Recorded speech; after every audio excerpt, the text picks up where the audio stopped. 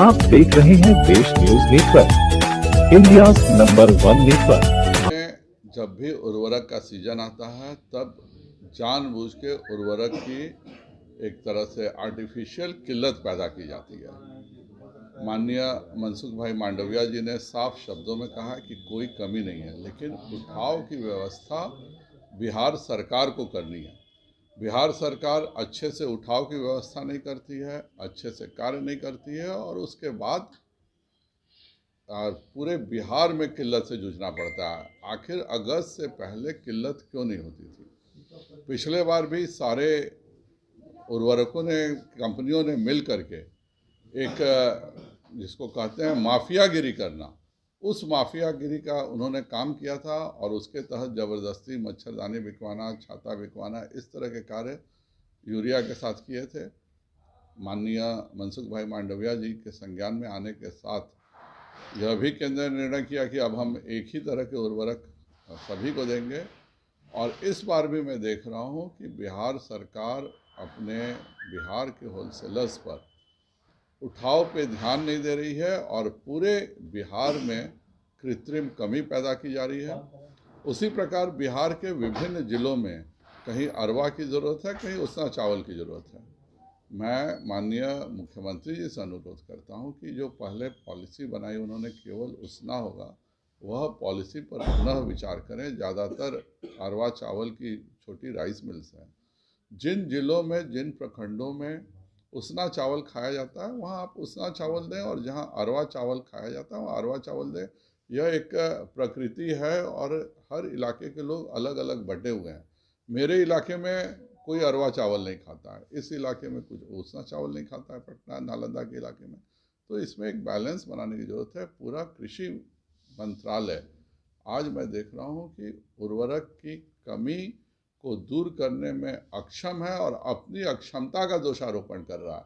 जब सरकार ने एक निश्चित अलॉट कर दिया है तो उठाव की व्यवस्था की जिम्मेवारी बिहार सरकार की है, जिसमें बिहार सरकार पूर्णतः असफल हुई है। मंत्री का कहना है कि सिर्फ 37% खाद ही केंद्र दे रही है और केंद्र ने सारी खाद उपलब्ध करा दिया है, ये उठाव नहीं कर पा रहे हैं। और कृषि मंत्री को सभी होलसेलर्स को बुलाना चाहिए और उठाव की व्यवस्था अपनी दुरुस्त करनी चाहिए। जितना भी उठाव करना चाहेंगे, कहीं भी हिंदुस्तान में कोई उर्वरक की कमी नहीं है।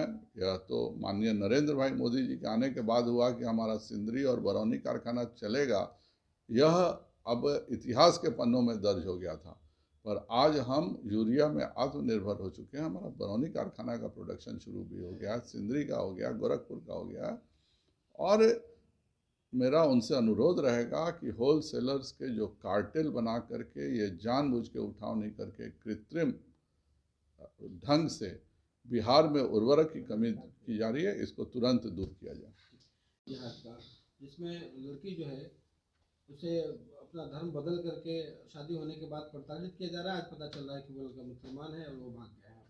पूरे बिहार नहीं, भारत में इस तरह की चीज़ें हो रही हैं। श्रद्धा की जिस तरह से हत्या की गई और जिस तरह से धोखे से हिंदू बेटियों के साथ एक साजिश रची जा रही है। और मुझे आश्चर्य होता है, जब झारखंड में एक डकैत पकड़ाया था तो उसको देख के लिए पूरे बिहार के तथाकथित सेकुलर लोग का मुंह खुल गया था। लेकिन आज हमारी एक बेटी के 35 टुकड़े हुए हैं। आप उठा के देख लीजिए, जो लोग पशु तस्कर के पक्ष में बोलते थे, जो लोग डकैतों के पक्ष में बोलते थे, आज उनके मुंह में आवाज़ नहीं आ पा रही है। यह इससे दुखद बात कुछ नहीं हो सकती है। बहुसंख्यक समाज को समझना चाहिए कि हमें अपने अधिकारों के प्रति सचेत रहना पड़ेगा। बिहार में भी नगर निकाय के चुनाव में जानबूझकर हिंदू अति पिछड़ों के साथ उपेक्षा का काम बिहार सरकार कर रही है।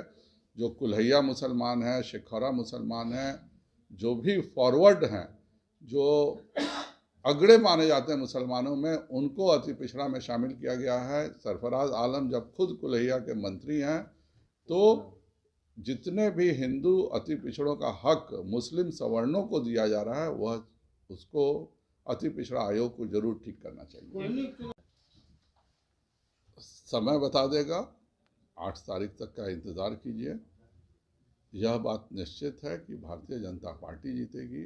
नीतीश जी जब सीधे जीत नहीं सके हैं तो वह उन्होंने 2-4 अपने एजेंट बहाल करके रखे हैं जो इसी काम में लगा रहता है कि कैसे भाजपा का वोट कटे। जनता काफ़ी समझदार हो चुकी है और जनता इस तरह के जो लोग हैं जो कि वोट काटने के लिए जिनको एजेंट के रूप में बनाया गया। मेरा तो नीतीश कुमार से प्रश्न है कि आप दोनों उप मुख्यमंत्री का आवास खाली कराने को कहते हैं, आप नेता प्रतिपक्ष का आवास ज़बरदस्ती खाली कराने का नोटिस देते हैं, लेकिन किस नाते एक व्यक्ति जो 6 महीने पूर्व खत्म जिसका हो चुका है विधान परिषद का, उसको आपने क्यों आवास दिया हुआ? तो यह सब कुछ नीतीश जी की शुरू से आदत रहती है कि कुछ वो डमी रखते हैं, जो डमियों का उपयोग करते हैं। वह डमी का उपयोग राजद के खिलाफ भी करते हैं, भाजपा के खिलाफ भी करते हैं। इस तरह के डमी लोगों की चिंता में एक सवाल है कि भारतीय जनता पार्टी केवल और केवल नरेंद्र मोदी जी के कार्यों पर वोट मांगती है। 2020 में भी हमने नरेंद्र मोदी जी के नाम पर वोट मांगा और इसलिए हम 74 जीते। जिन्होंने नीतीश जी के नाम पर वोट मांगा वह 43 जीते। और आज भी हम नरेंद्र मोदी जी के कार्यों पर वोट मांगते हैं।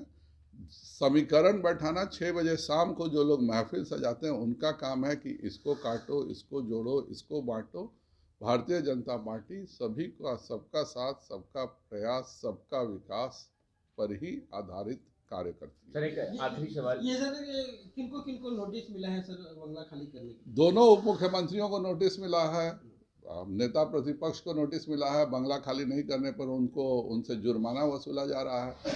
लेकिन नीतीश जी के जो गुर्गे हैं जिनको उन्होंने रख के छोड़ा हुआ है उनको नोटिस, उनसे बंगला नहीं खाली कराया जाता है। भले वह विधायक रहे नहीं रहे, विधान पार्षद रहे नहीं रहे, उनको बंगला इसीलिए दिया गया है कि वह नीतीश कुमार के नौकरी बजाएं और नीतीश कुमार का काम करें।